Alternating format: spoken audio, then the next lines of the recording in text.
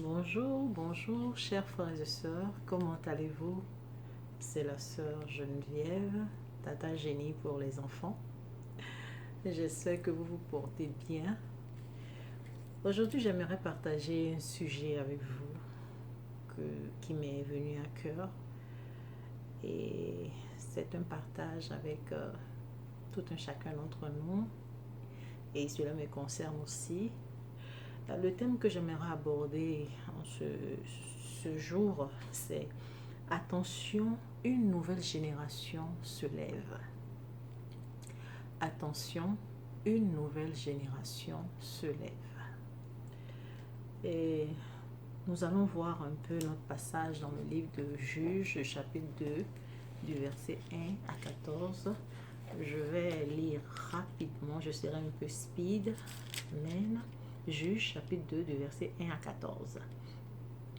L'ange de l'Éternel monta de Gilgal à Bokim et il déclara au peuple d'Israël: Je vous ai fait sortir d'Égypte et je vous ai amené dans le pays que j'ai solennellement promis à vos ancêtres. J'ai déclaré que je ne romprai jamais mon alliance avec vous, et vous de même, vous ne conclurez pas d'alliance avec les habitants de ces pays, et vous démolirez leurs autels.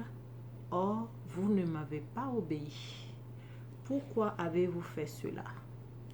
Aussi ai-je résolu de ne pas déposséder les habitants du pays en votre faveur. Ils resteront pour vous des adversaires, et leurs dieux seront un piège pour vous.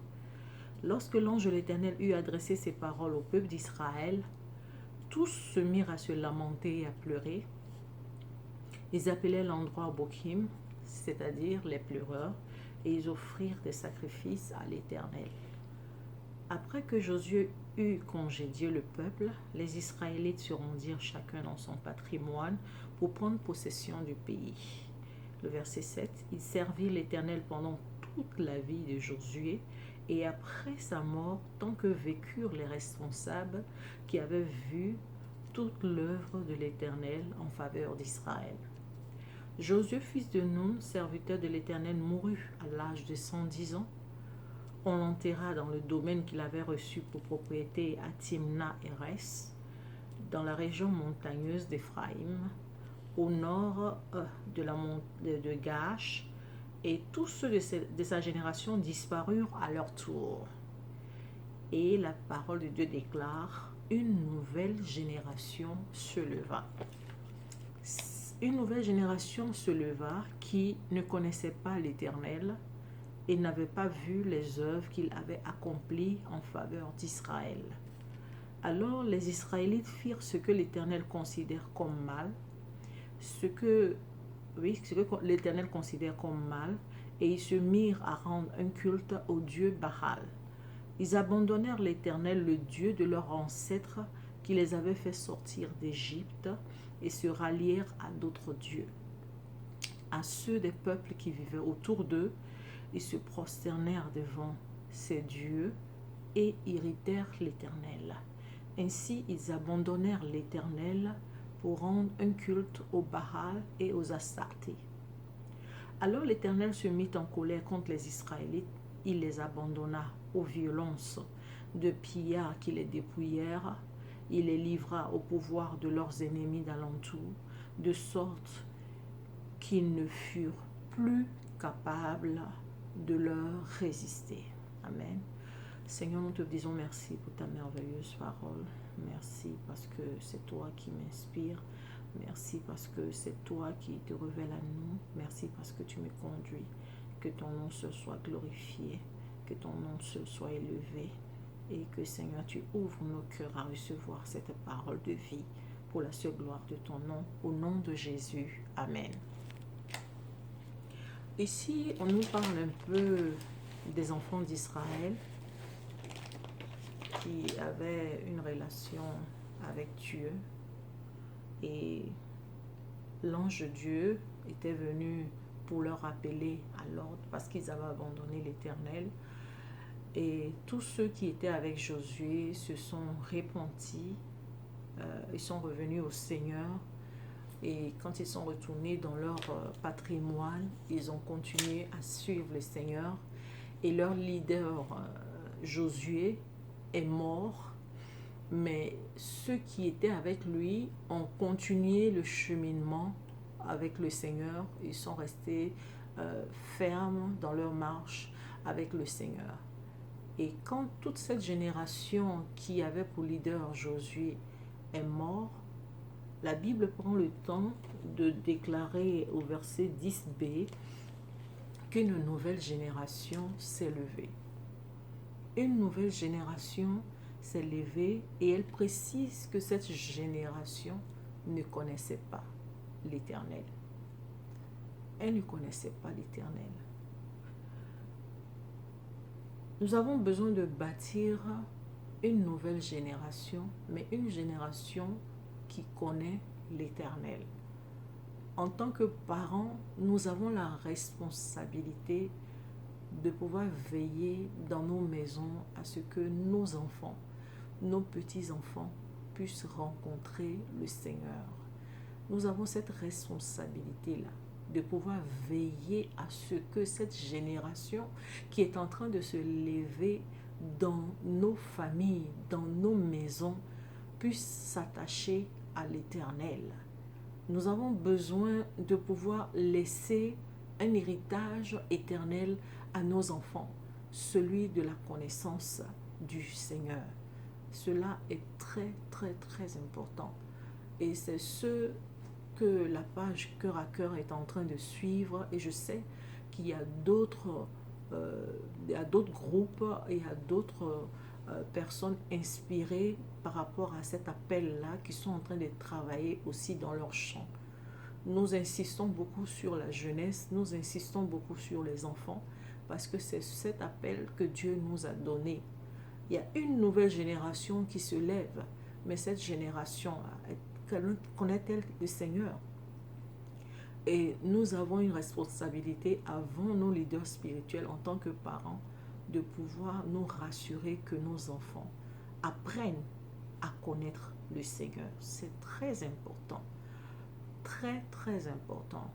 Quand nous revenons sur les situations qui se passent aujourd'hui au niveau de la jeunesse, il y a quelque chose qui me frappe, c'est que il y a beaucoup de situations au niveau de notre jeunesse et nous avons besoin de pouvoir en parler. Nous avons besoin d'attirer l'attention. Non pas dans le but de condamner, nous ne condamnons personne, mais nous attirons l'attention. Nous attirons l'attention et cela nous concerne nous-mêmes aussi. En tant que parents, nous devons faire vraiment un blocus. Nous devons nous élever dans la prière, nous devons nous élever dans les conseils, nous devons nous élever dans l'enseignement pour pouvoir aider nos enfants, nos petits-enfants et ceux même qui viennent après nos petits-enfants à pouvoir demeurer dans le Seigneur. Et j'aimerais prendre un cas pratique dans le livre de 2 Chroniques, le chapitre 24. Quand on lit tout le chapitre 24, nous avons l'histoire du roi Joas. Ce roi était vraiment merveilleux dans son début. Quand il est venu en tant que roi, il n'avait que 7 ans. Et durant tout ce temps, il était conduit par Jéhoïada, qui était le sacrificateur. Et il suivait à la lettre tout ce que le sacrificateur lui disait. Il faisait des prouesses, il faisait des choses merveilleuses. Mais ce qui m'a beaucoup frappé, c'est que le verset 1 de 2 Chroniques, chapitre 24, le verset 1 à 3 dit « Joas fit ce que l'Éternel considère comme juste pendant toute la vie de Jéhoïada, jusqu'au point où celui-ci lui fit épouser 2 femmes qui lui donnèrent des fils et des filles, pour montrer vraiment à quel point Joas était obéissant à Jéhoïada. Et il y a eu une merveilleuse action qui s'est passée, c'était la réfection du temple. Mais à partir du verset 15, le verset 17 au 22, nous découvrons là qu'après le décès de Jéhoïada, comment il s'appelle, Joas avait complètement détourné ses regards du Seigneur. La Bible déclare que Jéhoïada était mort et les anciens étaient venus le voir et il a entendu seulement ce que les anciens ont dit et il a abandonné le Seigneur, juste en écoutant la proposition des anciens. Or, durant tout ce temps de Yehoïada, il marchait dans les normes. C'est pourquoi, chers parents, chers éducateurs, veillons à ce que chacun de nos enfants dans nos maisons, chacun de nos petits-enfants, chacun de tout cela que le Seigneur nous a donné à pouvoir éduquer, à pouvoir impacter, puisse vraiment recevoir le Seigneur et que par la grâce de Dieu et par son esprit, nous puissions les aider à découvrir personnellement le Seigneur, à avoir une relation personnelle avec le Seigneur, qui ne suivent pas le Seigneur à cause de nous, mais qu'eux-mêmes, de nos vivants, nous puissions découvrir qu'ils ont une relation personnelle avec Dieu. C'est notre prière. Que Dieu nous fasse grâce et que nos enfants aient le regard et le cœur tournés vers lui, afin que cette génération qui s'élève soit une génération bénie qui ait la crainte de l'Éternel. Nous vous invitons à toujours liker notre page Cœur à Cœur. Nous vous invitons à pouvoir les partager nos posts et nos vidéos sur vos profils, partager dans vos groupes. Et c'est sûr qu'il y aura quelqu'un qui va recevoir une parole, un jeune, un adolescent ou même un parent.